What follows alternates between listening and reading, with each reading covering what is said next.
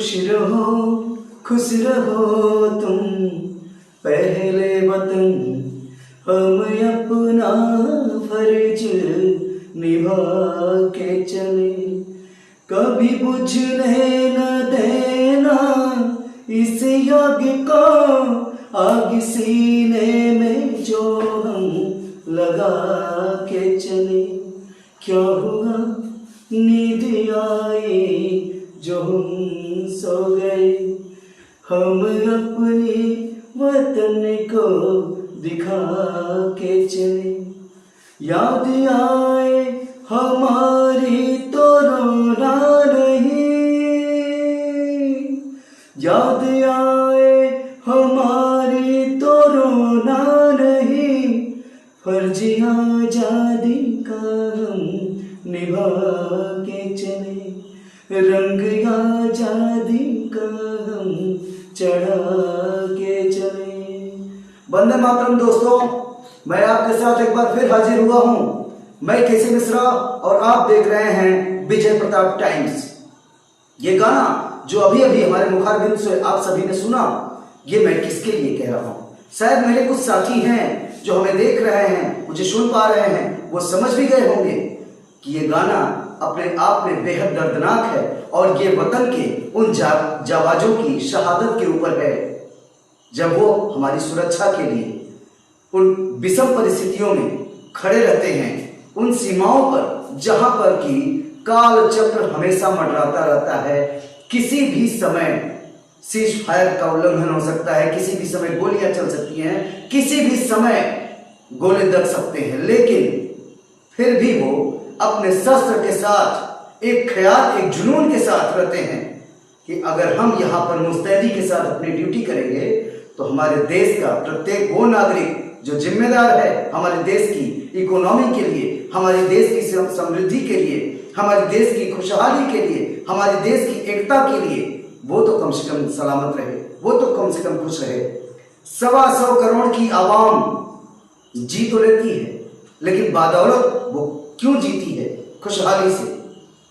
ये उन 14 लाख सुरक्षा कर्मी जो सैन्य बल हमारे सीमाओं पर तैनात हैं, जल थल वायु, ये उनकी बदौलत हो सकता है कि हम खुशी से अपनी रिपोर्ट कर पा रहे हैं, आप तक कह पा रहे हैं, आप अपने जॉब को जा सकते हैं, आप अपने कारखाने में अपना व्यवसाय कर सकते हैं। लेकिन जब उनकी शहादत होती है दोस्तों, तो यह संगीत काफी रुलाता है। और एक एक जवान की अगर शहादत जोड़ी जाए तो दिल रोता है कि काश, क्या उन्होंने ही ठीक करा लिया है, काश उनकी जगह मैं होता। जब मैं टीन एज में था, आपको बता दूं, आज मैं आप लोगों के आशीर्वाद से एक पत्रकार मात्र हूं जो लोकतंत्र के चौथे पायदान पर अपने लोकतंत्र की प्रहरी के रूप में काम कर पा रहा हूं। चौथा स्तंभ कहा जाता है हम लोगों को, जब आपका विश्वास हम जीत कर एक सही और सुलझी सच्ची रिपोर्ट दिखा पाते हैं, वास्तविकता तक आप लोगों को ले जा पाते हैं, आप लोगों का भरोसा जीतने की भरपूर कोशिश करते हैं। लेकिन क्या उन्हीं लड़कों ने ठेका ले रखा है वतन की शहादत का, वतन की सुरक्षा का, जिनकी शहादत दिन प्रतिदिन सीमाओं पर होती है?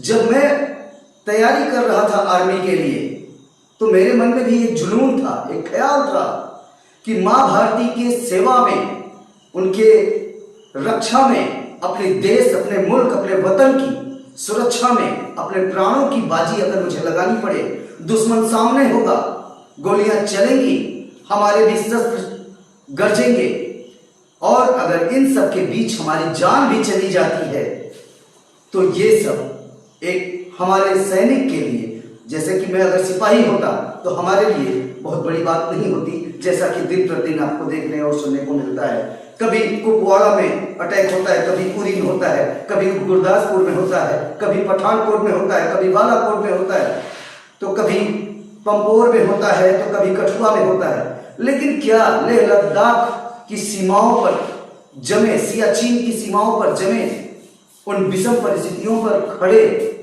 वो सेनानी, क्या उनके परिवार नहीं होते? क्या उनके घर नहीं होते? क्या उनके बच्चे बीवी नहीं होते? वो भी जब घर पे छुट्टियों में आते हैं तो अलविदा लेते हुए जब छुट्टियां पूरी करते हैं अपने परिवार से, तो उनको ये भी नहीं पता होता कि जा तो रहा हूं लेकिन लौट के आऊंगा कि नहीं। जब उनकी शहादत होती है दोस्तों, तो कुछ इसी देश के अवसर परस्त, मक्कार, धोखेबाज और दो मुंहे सांप नेता संसद में घड़ियाली आंसू बहाते हैं, विधानसभा में रोते भी लगते हैं, और मात्र वो अपनी राजनीति की रोटियां सेकने के लिए। लेकिन कुछ लोग तो यहां तक कह दिए कि सीमा पर डटे हुए वो जाबाज नौजवान, वो सेनानी, सैनिक तो होते ही हैं शहादत के लिए। ये कहना बहुत ही गलत है। वो हमारा आपका भी भाई हो सकता है, वो हमारा आपके भी परिवार का बेटा हो सकता है। जब खुद पर पड़ेगी ना, तो नेताजी आप समझ जाओगे कि एक सेनानी की कुर्बानी क्या होती है। मैं आपको बता दूं, मेरे गुरु थे, वो कहते थे कि एक सेनानी, एक योद्धा की कभी हार नहीं होती। या तो उसे जीत मिलेगी, या तो वो वीरगति को प्राप्त होगा। हारना तो उसके भाग्य में होता नहीं। शायद उस मौके पर हम लोग नहीं हैं, ये हमारे जीवन में ये सौभाग्य नहीं है। आतंक हमारे देश को किस तरीके से परेशान किया हुआ है, ये हम बताएं क्या आपसे, आप हमसे बेहतर जानते हैं। आपको एक बात बता दूं, हमारे पड़ोस का एक मुल्क है, लुच्चा लफंगा, भूखा नंगा, आतंकियों का सरगना, आतंकियों का आका, उसका जनक, आतंकवाद की सरजमी कहे जाने वाले पाकिस्तान। पाकिस्तान ने सदैव हमारे देश को अपने उन नौजवानों को गुमराह करके, उन्हें डसने वाला सपोला बनाकर, आतंकी जामा पहनाकर हमारे देश को हमेशा टारगेट कराया। और बदले में हमारे देश के उन जाबाजों ने भी डटकर मुकाबला किया है। अपनी प्राणों की आहुति देने पर भी वो पीछे नहीं हटे। ऐसे में हमें एक बार विचार करना पड़ेगा। अब आप सोच रहे होंगे कि इसमें हम क्या कर सकते हैं। हम ये कर सकते हैं कि इस भूखे नंगे देश के पास इतना सामर्थ्य, इतनी हिम्मत आती कहां से है। तो आपको बता दूं कि आपके ही मुल्क के दूसरे सरहद, दूसरी सीमा पर, आपकी बिल्कुल नेपाल के बॉर्डर के पार, वो बिल्कुल दहलीज पर ही कह लीजिए, एक और देश है जो इसका आका है। वो हमारी आप से ही कमाई करता है और हमारी कमाई का कुछ हिस्सा इस मुल्क को सौंपता है हमारी बर्बादी के लिए। सोचिए ना, वो चाइना, नाम लेके कह रहा हूं, वो चाइना जो हमारी बर्बादी को अपनी उपलब्धता मानता है, और हम भारत जैसा बड़ा बाजार पूरे विश्व में खोजने से नहीं मिलेगा, और हम उसकी सामानों को यूं चुटकियों में खरीद लेते हैं क्योंकि हमें सस्ता है दिखता है, सस्ता दिखता है और हमारे यूज का होता है। शायद हम यही सोच के खरीद लेते हैं। हम जानते हैं कि इस पैसे का वो उपयोग कहां पे कर रहा है, वो घुसपैठ कराने में कर रहा है, पाकिस्तान को दे रहा है। वो कितनी बार, अभी पठानकोट का जो हमला हुआ था 4 साल पहले का, उस पठानकोट एयरबेस के हमले में मारे गए आतंकियों के पास से जो हथियार बरामद हुए, जो वेपन्स मिले, वो साफ साफ एविडेंस के तौर पे मेड इन चाइना के मिले थे। अनंतनाग में जो वारदात हुई थी अमरनाथ यात्रा के दौरान, जो बुरहान वानी का बदला लेने के लिए अबू दुजाना गैंग निकली हुई थी, उन लोगों के मरने के बाद भी जो वेपन्स मिले हैं वो भी मेड इन चाइना के थे। तो कैसे न माने कि चाइना का पाकिस्तान से कोई कनेक्शन नहीं है। वो बदले में हथियार देता है, बदले में उसे फंड करता है और उसका टारगेट सिर्फ और सिर्फ भारत रहता है। अब इस मुल्क में चाहे हिंदू हो, चाहे मुसलमान, सिख, ईसाई, अगर कहते हो सभी कि हम हैं भाई भाई, तो सभी को यह सोचना पड़ेगा कि इस चाइना की अकड़ अगर ढीली करनी है तो इसके मार्केट को तबाह करिए। जिस दिन चाइना की अकड़ ढीली हो जाएगी, पाकिस्तान खुद ब खुद अपने रास्ते पे लौट आएगा। उसके अंदर इतनी हिम्मत नहीं है कि भारत की आर्मी को चैलेंज करके कुछ कर सके, या उनके जो मिलिटेंट्स हैं, जो उनके स्लीपर सेल्स हैं, वो जानकारी में इस भारत का कुछ कर सके। बहुत सारी वारदातें हो चुकी, बहुत लहू बह चुका।